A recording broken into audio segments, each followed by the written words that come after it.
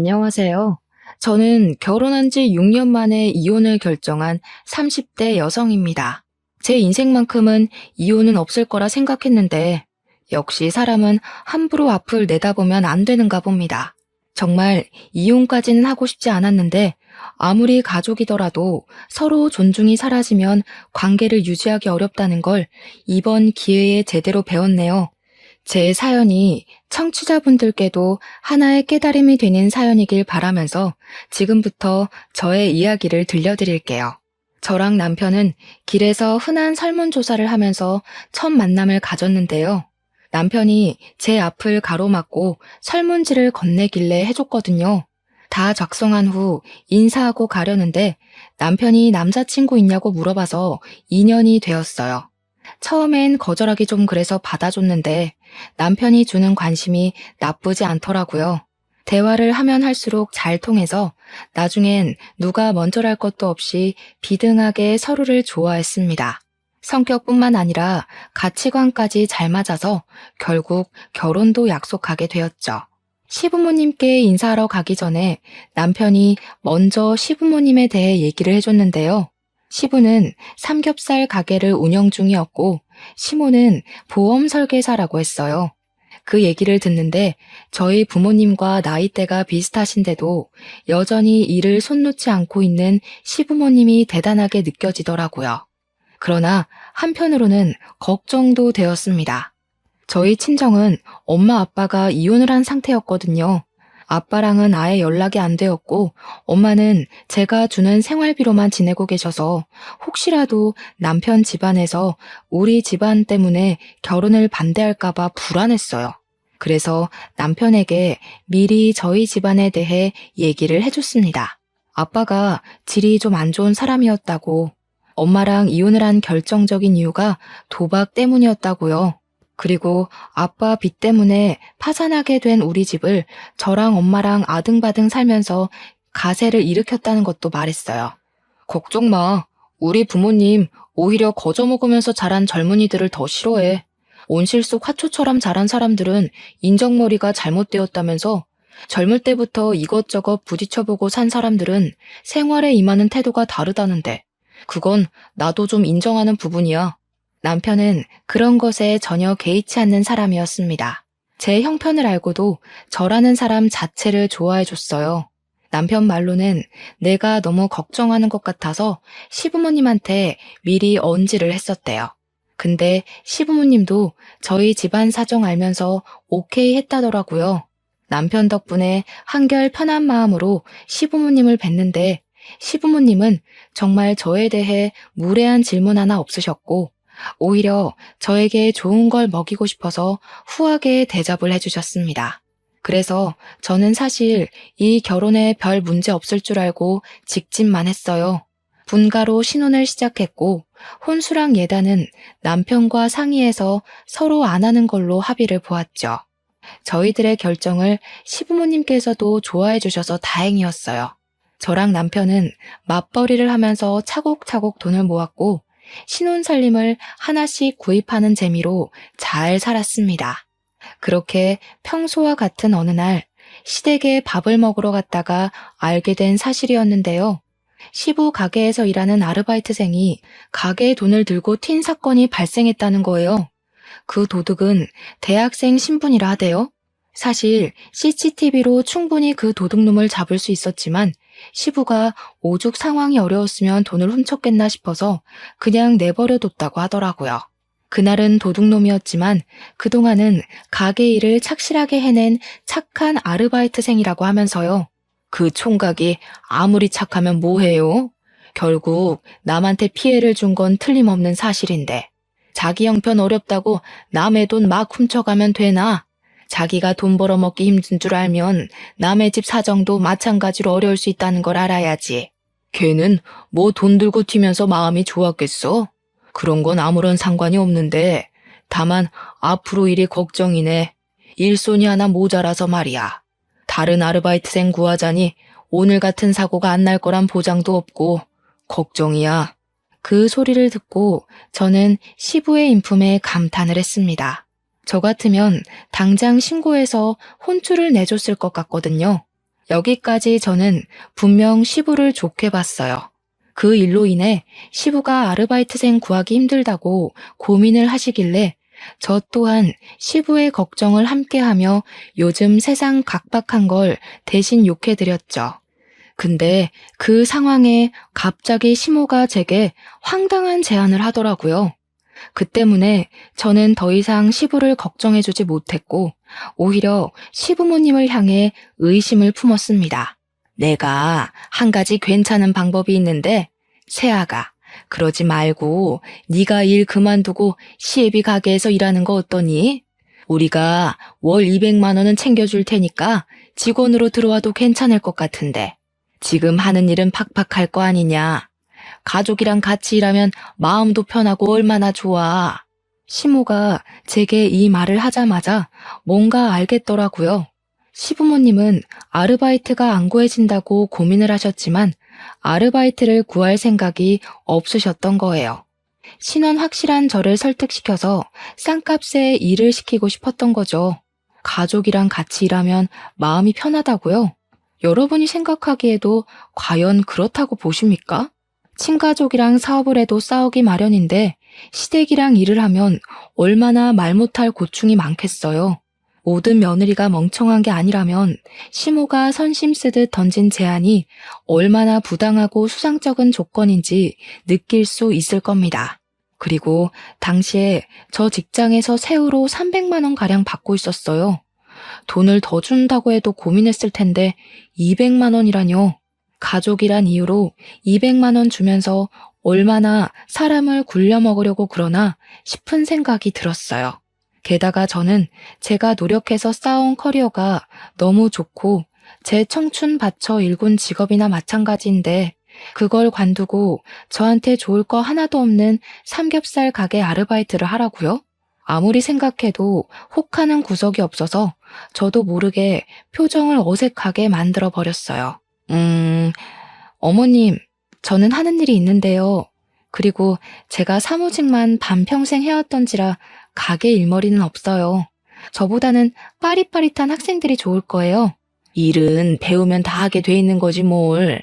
식구가 곤란하다고 하면 돕고 그럴 줄도 알아야지. 우리 가게가 커지고 장사 잘 되면 결정적으로 너희한테 좋은 거잖아. 다 너희 물려줄 유산 될 건데. 안 그러니 아들?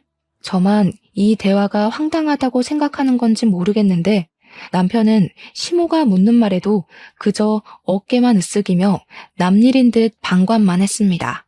그러다 제가 눈빛으로 무슨 말이라도 해보라고 쏘아대면 남편이 그제야 자기 생각을 툭 꺼냈는데요. 당신 어릴 때부터 굳은 일 많이 하고 자랐을 거 아니야. 식당 일도 곧잘 할 것 같은데? 그러지 말고 한 달이라도 해보고 결정하던가. 남편의 말에 상당한 충격을 받았습니다. 남편이 굳은 일을 언급하자마자 문득 지난 날이 떠올랐어요. 결혼을 허락받기 전 남편이 제게 그런 말을 했었다고 했잖아요. 온실 속 화초처럼 자란 젊은이들은 자기도 그렇고 시부모님이 별로 안 좋아한다고 말이죠. 그 말이 설마 시부 가게 일 도울 며느리를 찾기 위해 떠봤던 건가 싶더라고요. 그날 처음으로 남편한테 배신을 느꼈어요. 순간 그 식사 자리가 호랑이 굴처럼 위협적으로 느껴졌습니다. 결국 저는 아무도 편들어주는 사람 없이 혼자서 헤쳐나갔어요. 할 수 없이 최대한 시부모님의 마음이 안 상하게 죄송하다고 거절을 했어요.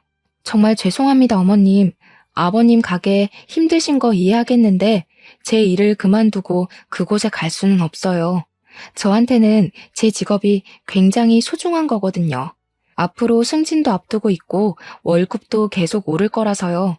그리고 제 나이에 200만 원 받으면서 아르바이트만 하고 있으면 주변 사람들도 이 집 며느리 볼품 없다고 욕할걸요? 어머, 참나. 낱말하는 걸 뭘 그리 신경 쓰니? 200만 원만 준다고 해서 그러는 거냐? 그럼 220만 원은 어떠니? 직장 다니는 거랑 똑같이 받을 거면 우리가 가족한테 왜 도와달라 하겠어? 싸게 일 시킬 수 있는 학생들 쓰지. 그럼 그렇게 하세요. 어머님 말씀하시는 거 들어보니까 저를 가족이라는 이유만으로 싸게 일 시키고 싶은 것 같은데 제가 잘 나가는 직장 내려놓고 그 조건을 받아들일 리가 없죠. 대화를 하다 보니 내몰렸다는 생각을 해서 그런가 저도 모르게 시모의 말을 좀 냉철하게 받아쳤다는 걸 알았어요. 그걸 알아챘을 때는 이미 시모가 제 태도에 화가 난 상태였죠.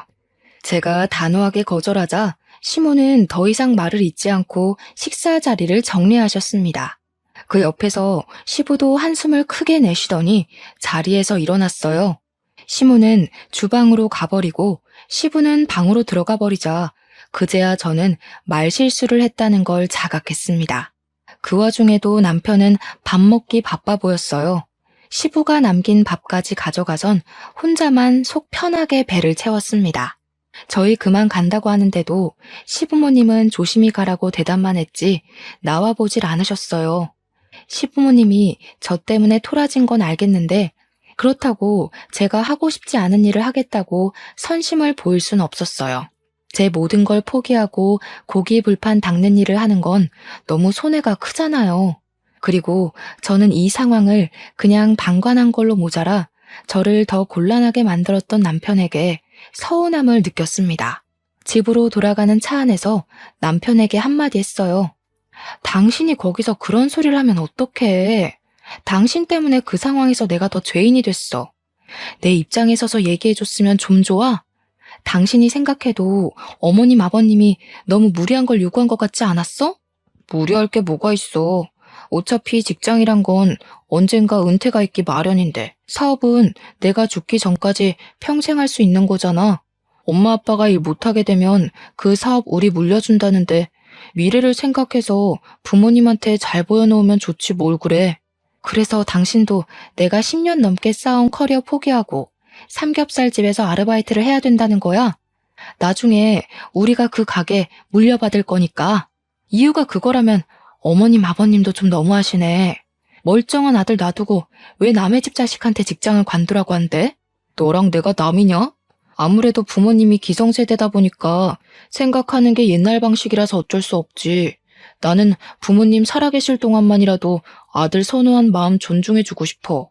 부모님한테 자식은 나밖에 없잖아. 당신이 이해해줬으면 좋겠는데. 옛날 방식으로 사는 사람이라고 이해 안 되는 상식을 밀어붙이는 건 제겐 납득이 안 되었습니다. 저 또한 저희 엄마에게 하나밖에 없는 자식이에요. 옛날 방식 고수하면서 아들은 한자리 하면서 커야 된다는 시부모님 사상에 손뼉 맞춰주고 싶은 생각 추호도 없었어요. 남편이 제게 서운함을 표현했지만 저야말로 저를 이해해 줄 줄 알았던 남편에게 배신을 당한 것 같아서 기분이 상했던 날이었네요. 어쨌든 제가 시부모님께 직접 안 된다고 거절을 했으니 새 아르바이트생을 구할 거라고 생각했습니다. 시간이 지나면 삐쳤던 시부모님의 마음도 가라앉을 거라고 생각했죠. 그런데 제가 너무 마음 편하게 좌시했던 거였어요. 그날이 있고 무려 4개월이 지났는데도 시댁을 방문할 때마다 시부모님은 저를 대면대면하였어요. 시모는 대놓고 제게 감정 상했다는 걸 차가운 말투로 표시했고 시부는 저한테 아예 말을 안 걸었습니다. 시모도 시모지만 시부가 원래 저를 딸처럼 많이 예뻐해 주셨던 분이거든요. 근데 아르바이트 거절했다고 저를 4개월째 투명인간 취급하시니 정말 난감하더라고요. 괜히 마음이 불편해서 저 또한 표정에 곤란함이 그득할 때면 시모가 그런 제 모습을 마주칠 때마다 꼭 가슴 후벼 파는 말을 한마디씩 툭 던지셨어요. 너도 참 독한 편인가 보구나. 가족일 좀 도와주면 될 걸 그게 그렇게 힘들어? 아니면 눈치가 없는 거냐? 우리가 이렇게까지 기분 상해 있으면 젊은 네가 먼저 다가와서 좀 져줄 수 있는 거 아니야? 우리랑 이렇게 지내는 거 불편하면 내 제안 다시 생각해보지 그러니. 네? 아직 아르바이트 안 구하신 거예요? 죄송하지만 어머님, 제 생각은 여전히 똑같아요. 어머님이랑 아버님이 백날 첫날 기다리고 여쭤보셔도 만족스러운 답을 못 드려요. 그러니까 아르바이트 구하세요. 너 보통 고집이 아니구나. 당분간 이 집 문턱 넘는 일 없도록 해라. 아무래도 내가 한동안은 네 꼴 보기 싫을 것 같다. 그래도 시부모님 기분 풀어주고자 일주일에 한 번은 시댁을 찾아왔었는데 그게 오히려 시부모님께 반감을 샀던 것 같았어요. 시부모님이 제가 먼저 아르바이트 하겠다고 말해주길 기다린 것 보면 저를 볼 때마다 그 생각만 하고 있었나 봅니다. 시간이 갈수록 시부모님이 주는 압박과 눈치는 점점 더 심해져서 저 결국 시모 말대로 시댁 가는 발걸음을 줄이게 되었고 어느 순간 저도 모르게 발길을 뚝 끊게 되었어요. 시댁과 화해를 하고 싶지만 당장은 제 얼굴을 보여주는 것이 그분들께 스트레스일 것 같아서 저도 조심했습니다.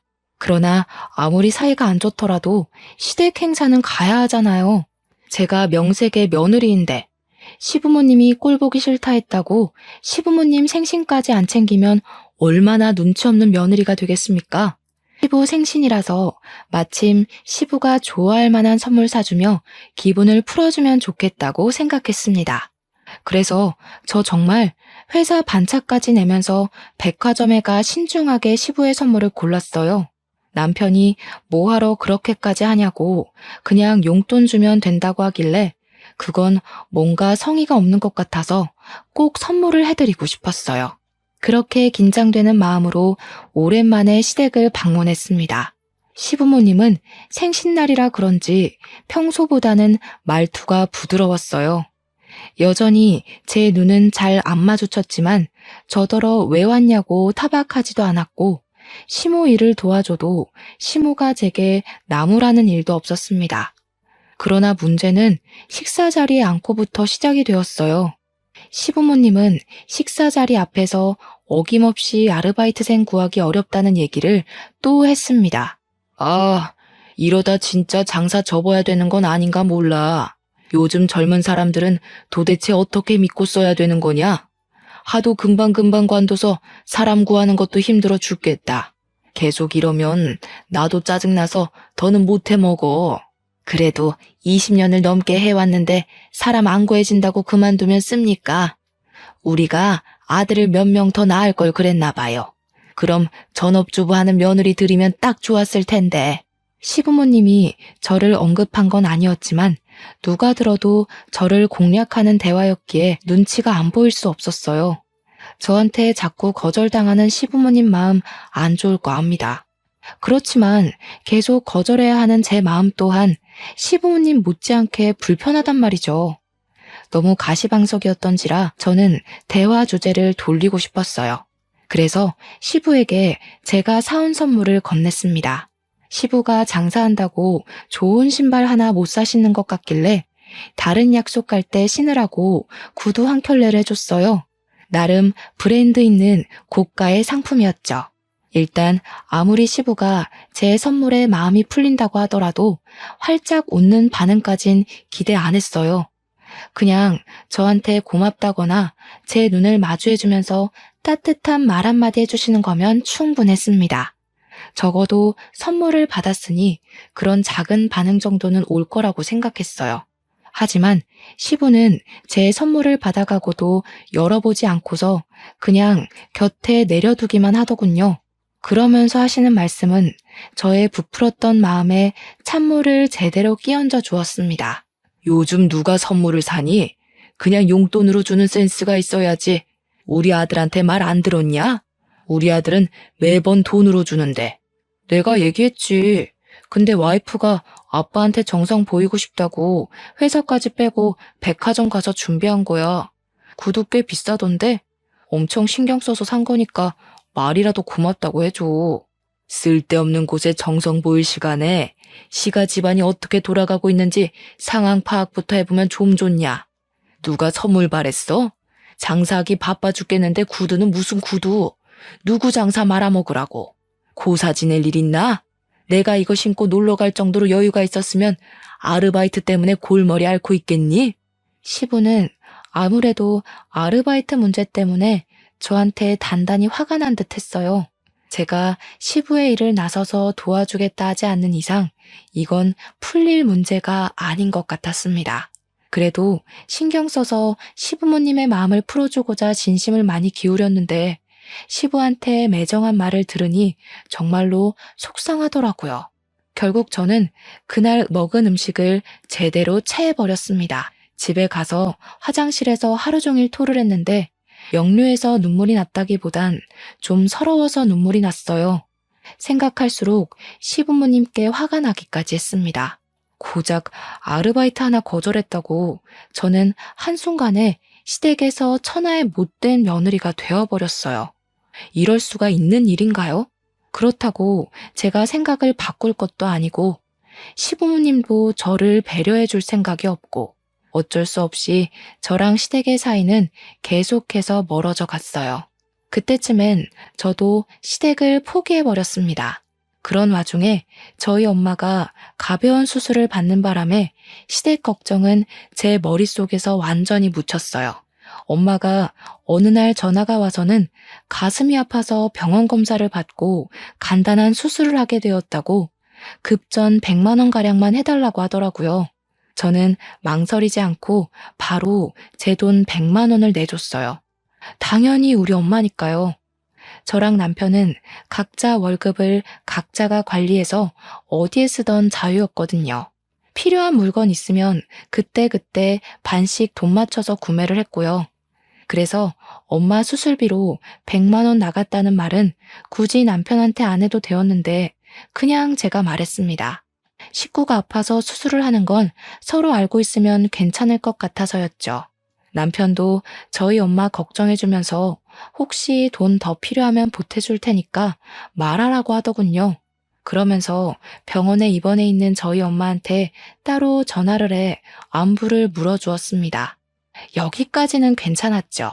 그런데 남편이 우리 엄마 아픈 걸 시모한테 말했나 보더라고요. 그때가 시부 생신 보내고 시댁을 안 찾아간 지 2개월은 되었을 때였어요. 그런데 어쩐 일인지 시모가 저희 신혼집을 찾아온 겁니다. 연락도 없이 오셔서 제가 퇴근하고 무방비한 상태로 시모를 마주했어요. 그것까진 이해해 줄 수 있는데 시모는 제가 마음에 안 드니까 그걸 어떻게든 표현하고 싶었나 봐요. 우리 엄마까지 안 좋게 보기 시작하더라고요. 우리가 어떻게 살고 있나 궁금해서 방문했다고 하는데 사실 시모가 찾아온 진짜 목적은 저에게 있는 것 같았습니다. 왜냐면 시모가 작정하고 제 속을 뒤집어 놓고자 우리 엄마 아픈 걸 언급했거든요. 그것도 아주 가볍게 말이죠. 수중에 100만 원도 없어서 딸한테 손을 벌리냐? 보니까 사돈이 딱 지 자식 발목 잡을 사람이네. 그 나이까지 돈도 안 벌고 뭐 했대? 아, 바깥 사돈이랑 안 좋게 이혼했다고 했지? 도박이랬니? 이래서 여자도 돈을 벌어야 된다는 거야. 기생충처럼 남편한테만 의지할 게 아니라. 저 그 소리 듣고 얼마나 놀랐는지 모릅니다. 어떻게 자식이 듣는 앞에서 부모를 기생충이라 표현할 수가 있나요? 시모가 여태 말을 빙빙 돌려서 사람 피말리며 차갑게 말한 적은 있어도 대놓고 사람 기분 나쁘라고 하는 말은 처음이었어요. 어떻게 사람이 저런 저렴한 멘트를 입에 담을 수가 있는 건지 어이가 없어서 저도 모르게 시모를 노려보았습니다. 그러자 시모가 제 표정을 딱 알아채고는 지금 째려보는 거냐고 콧방귀를 끼더라고요. 내가 뭐 틀린 말 했니? 사돈하는 짓이 오죽 답답했으면 이러겠어? 너 생각을 해봐라. 다른 집 보험사들은 사돈 댁에서 보험 다 들어주고 한다는데 나는 사돈이 땡전 한 푼 없는 사상위 계층이라 도움도 못 받고 서럽지 않겠어? 그럼 이 정도 말은 할 수 있는 거지. 그런데 어딜 눈을 부라려? 어머님, 그만하세요. 자꾸 저희 엄마에 대해 함부로 말씀하시면 저도 어머님에 대해 함부로 얘기할 거예요. 제가 지금 얼마나 참고 있는지 안 보이세요? 뭐야? 그래서 나 협박하는 거냐? 네가 나한테 함부로 말하면 뭐 내가 쫄 것 같니? 내가 살아온 세월만 60년이 넘는다. 고작 내 나이 반밖에 안 살아본 네가 하늘같이 높은 어른을 협박한다고 그게 먹힐 것 같니? 하긴 어머님 말발이 하도 현란하고 뻔뻔해서 말로는 못 이기겠네요. 근데 다 늙은 몸뚱어리보다는 제 몸이 훨씬 뛰어날 거잖아요. 저도 어머님처럼 무례한 사람한테 말로만 덤빌 생각 없어요.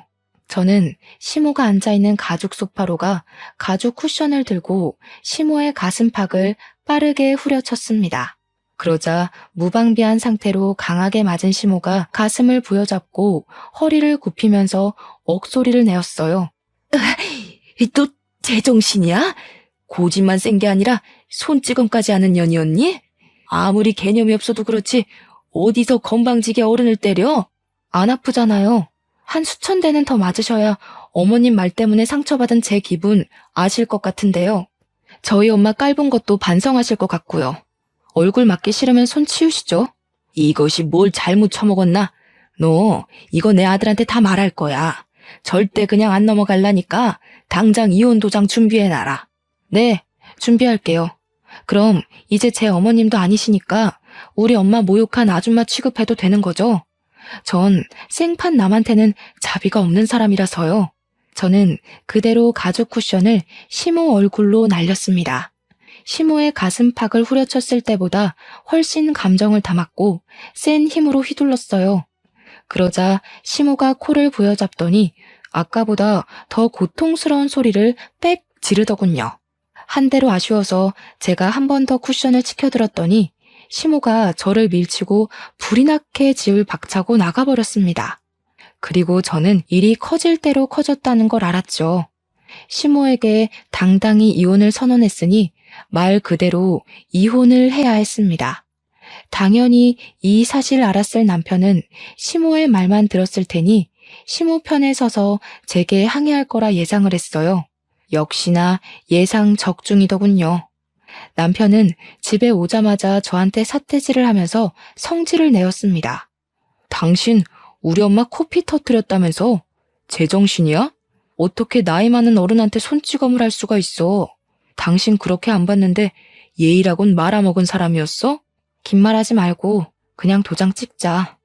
나도 우리 집 비렁뱅이라고 대놓고 비웃는 집이랑은 상종하기 싫어. 우리 엄마더러 기생충이네. 그러니까 이혼한 남편도 그 모양 그 꼴이지. 이런 욕하는 어머님을 내가 앞으로 어떻게 모시겠어? 남편은 시모가 우리 엄마를 모욕했는진 몰랐는지 제 말에 약간 당황했습니다. 저는 너무 분해서 눈물까지 흘렸어요. 남편에게 입장 바꿔 생각해보라고 내가 손찌검 끝까지 참았어야 했냐고 짜증을 내버렸습니다. 아무리 그래도 대화로 잘 풀면 되는 걸. 당신이 너무 섣불렀어. 우리 엄마 놀라서 알아누웠다고. 당신이 먼저 가서 사과하는 게 좋을 것 같은데. 그래. 이래서 내가 당신은 별로 설득 안 하고 싶다. 내가 사과를 왜 해? 이제 이혼하면 아무짝에 상관없는 사이인데 우리 엄마 아픈 걸로 깔보셨으니까 벌 받는 거라고 생각하라 그래. 뭐? 야, 이혼이 누구 집 개 이름이냐? 이혼은 무슨 이혼? 그냥 네가 가서 사과하면 다 해결될 문제야. 왜 매번 우리 부모님한테 져주질 않아? 꼭 어른을 이겨먹어야 되겠어? 반대로도 묻고 싶네. 꼭 자식 같은 젊은이를 이겨먹어야겠냐고. 나이 많다고 무조건 배려받기만 원하지 말고 먼저 선심을 보였어야지. 이혼하기 싫으면 어머님 보고 직접 와서 나한테 사과하라고 해. 우리 엄마 깔본 것도 정식으로 사과하라고 하고. 안 그럼 이혼이야. 남편은 제 말에 고민하는 것 같더니 그마저도 자기 자존심 때문인지 제게 굽히고 들어가려 하지 않았습니다. 결국 저더러 마음대로 하라고 짜증만 낸 뒤에 돌아서 버리더군요. 이쯤 되니까 제가 누구를 사랑했고 누구를 위해 이 집 식구가 되어 마음고생을 했는지 모르겠더군요. 저랑 찰떡궁합인 줄 알았던 남편이 결혼 생활 몇 년 만에 이렇게 변해버린 모습을 보자 너무 서러웠어요. 그래서 결국 저는 남편과의 6년간 결혼 생활을 마침표 찍게 되었습니다. 시모한테 끝까지 사과를 받지 못한 게 마음에 걸렸지만 이혼을 하고 나니까 그래도 속은 시원하더라고요. 저는 이혼을 하고 시골 사는 친정엄마를 서울 집으로 모시고 와 같이 지냈습니다. 엄마가 저를 많이 걱정해줬는데 저는 엄마한테 제가 무슨 이유로 이혼했는지는 밝히지 않았어요. 그냥 성격 차이라고만 둘러댔죠. 엄마랑 지내니까 왠지 10대로 돌아간 것 같은 기분이었어요. 이혼 전에는 누군가의 아내로 며느리로서 그 역할을 잘 해내려고 어른인 척 했었는데 엄마 옆에선 영락없는 딸이 될 수 있어서 마음이 편했습니다. 그렇게 무탈한 시간을 보내던 어느 날이었어요. 갑자기 제 앞으로 사망보험금이 떨어진 겁니다. 너무 액수가 커서 이게 뭐지 하고 알아봤다가 우리 아빠의 사망보험금이란 걸 알았어요. 제가 어릴 적 엄마가 이혼을 했기 때문에 그 이후로 쭉 아빠 소식은 못 듣고 지냈는데요. 아빠 존재도 생각 못하고 살았는데 갑자기 교통사고로 소식을 알린 아빠 때문에 많이 당황했습니다. 당연히 우리가 장례식을 해줄 필요는 없었어요.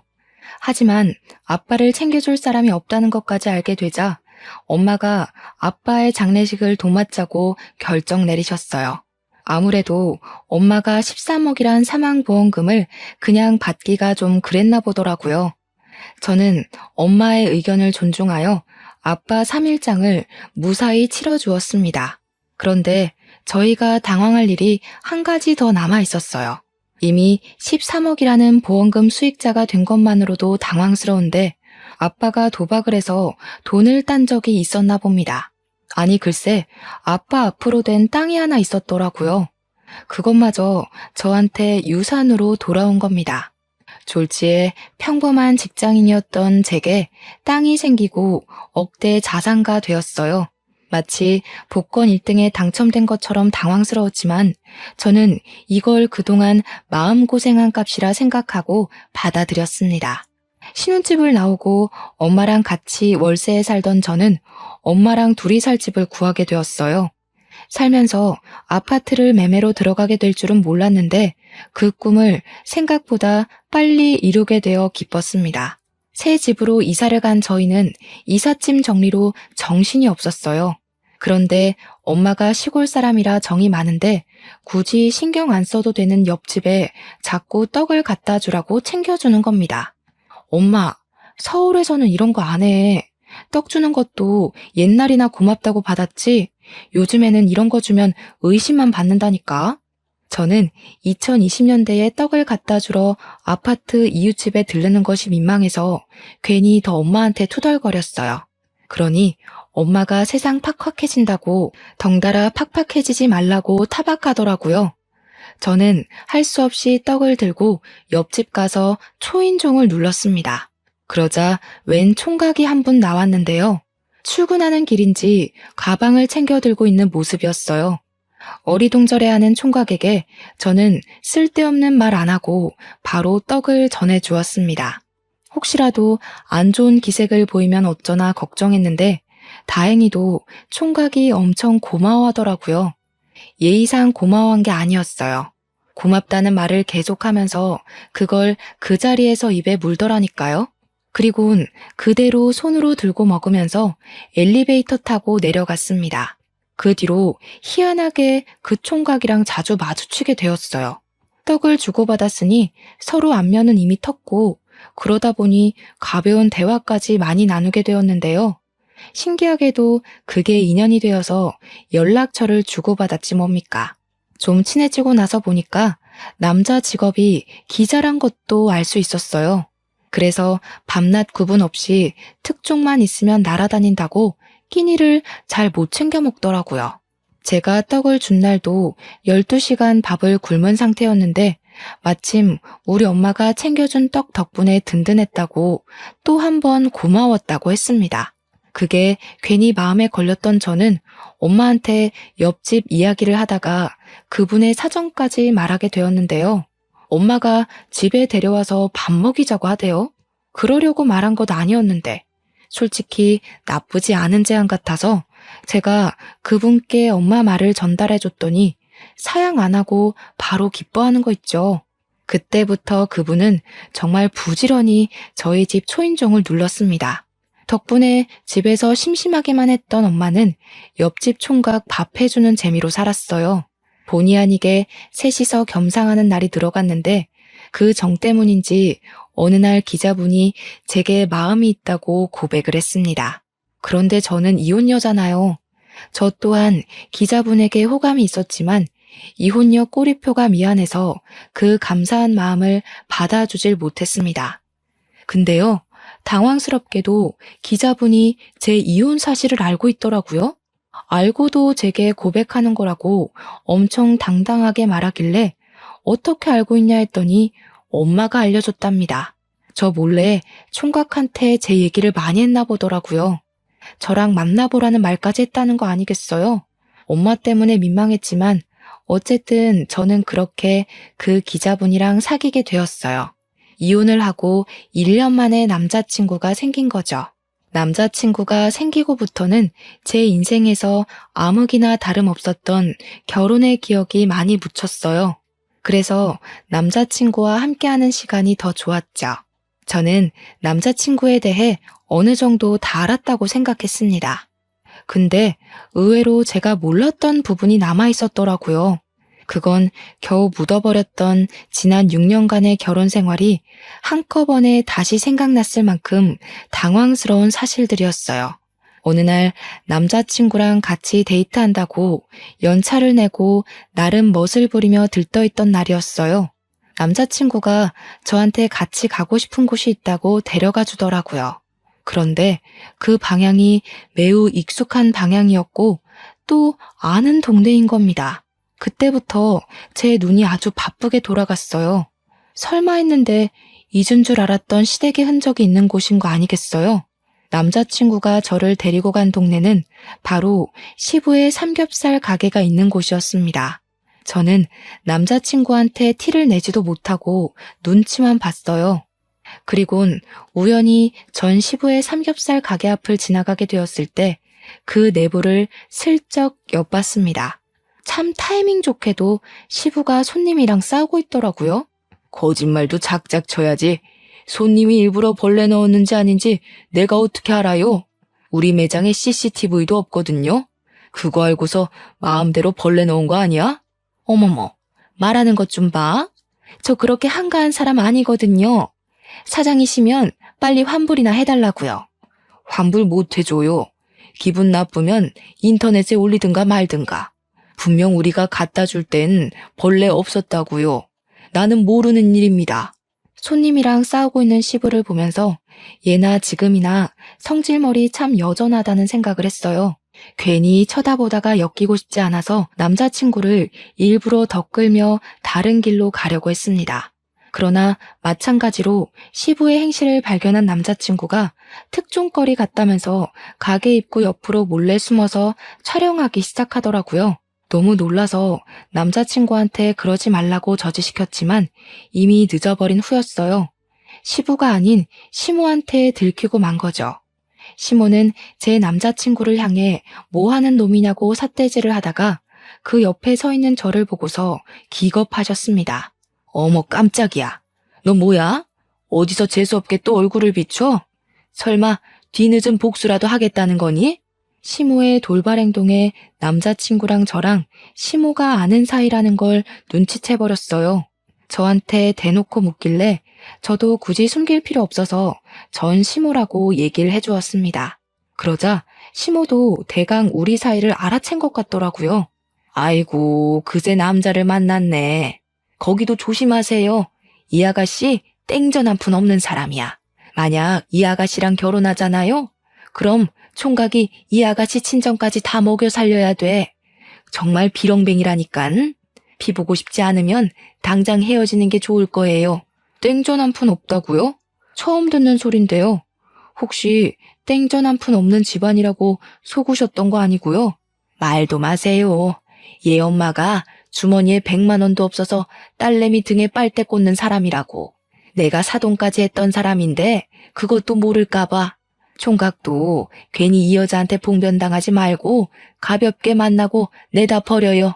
어른으로서 조언해주는 거니까 새겨듣고. 시모는 자기가 제 앞길을 완벽하게 방해했다고 생각하는 건지 저를 비웃고 있었습니다. 근데 안타깝게도 시모가 웃을 수 있는 기회는 딱 그까지였어요. 시모가 기억하고 있는 저희 집 형편은 다 옛날 일이 되어버렸는데 그런 줄도 모르고 한 방 먹였다고 웃고 있는 꼴이 참 보기 재밌었습니다. 저희 집이 이혼을 하고 그 사이에 많은 변화가 있었잖아요. 마치 시가가 제게 원흉이라도 되었던 건지 결혼을 하자마자 제가 불을 얻었어요.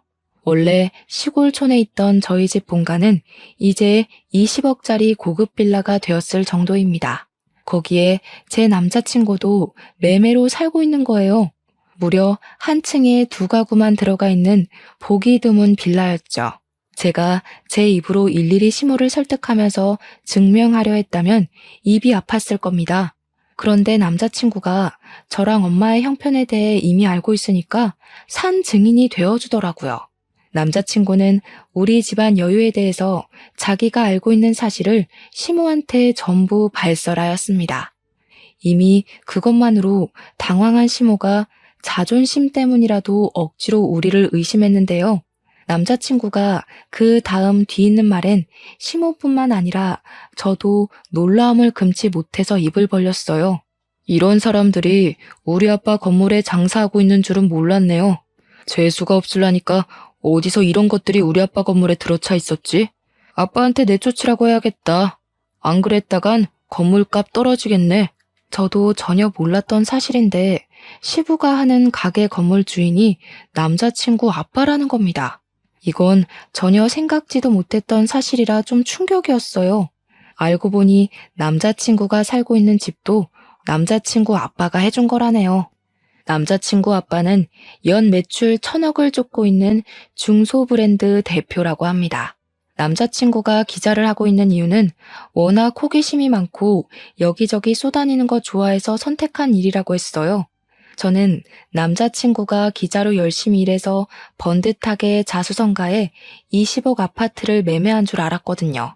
말로만 듣던 금수저, 아니 다이아 수저일 거라곤 상상도 못했습니다. 남자친구 재력에 당황해서 잠깐 잊고 있었던 시모를 슬쩍 봤더니 시모 또한 아차 싶었는지 얼굴까지 벌개져 있었어요. 남자친구가 태연하게 휴대폰으로 시부 가게를 찍기 시작하자 시모가 그제야 남자친구에게 살살 기기 시작했는데요. 저는 보란듯이 시모를 깔봐주었습니다. 어쩌나? 그놈의 입방정 때문에 남편이랑 아들 발목 잡게 생기셨네요. 그러게, 평소 좋은 마음 먹고 살았다면 얼마나 좋아요? 속내가 썩어 문드러졌으니까 얼굴에 죽음도 자글자글 하잖아요. 그새 더 늙으셨네. 그런 얼굴로 보험 팔면 사람들 다 도망가요. 그 사람이 우리 엄마를 깔봤던 것처럼 언젠가 한 번은 저도 그 사람을 깔보는 날이 왔으면도 싶었는데 그게 그날이 될 줄은 몰랐습니다. 저는 시모를 잔뜩 조롱해주고 남자친구와 함께 자리를 떴어요. 남자친구는 진짜 그 사람들을 자기 아빠한테 말해서 내쫓았다고 하더라고요. 그러면서 저더러 그 사람들이랑 한 식구 하느라 힘들었겠다고 위로를 해주는 거 있죠. 자기는 잠깐만 말 섞었는데도 내쫓고 싶을 만큼 숨이 막혔다면서 말이죠. 그 뒤로는 그 사람들 소식을 굳이 안 찾아봐서 모르겠는데 아마 비제에 전전하고 있지 않을까 싶어요. 저는 만나고 있는 남자친구와 결혼 전제로 만나는 건 아니에요. 좀 잘 맞고 잘 통한다고 해서 덜컥 결혼을 결심하는 건 어리석은 행동이란 걸 알아버렸거든요. 결혼을 하고 싶은 타이밍이 어떨 때 들어야 정답인 건지 아직은 모르겠지만 지금 만나고 있는 남자친구랑은 그저 모든 걸 신중하고 싶네요. 아무튼 이혼을 고민하고 계신 분들이나 한 번 정도는 이혼을 마음에 품어봤던 여러분들도 여러분들에게 가장 최선인 해답을 향해 나아갈 수 있었으면 좋겠습니다. 늘 행복하시고 소중한 시간 내어 관심 있게 들어주신 것도 감사합니다.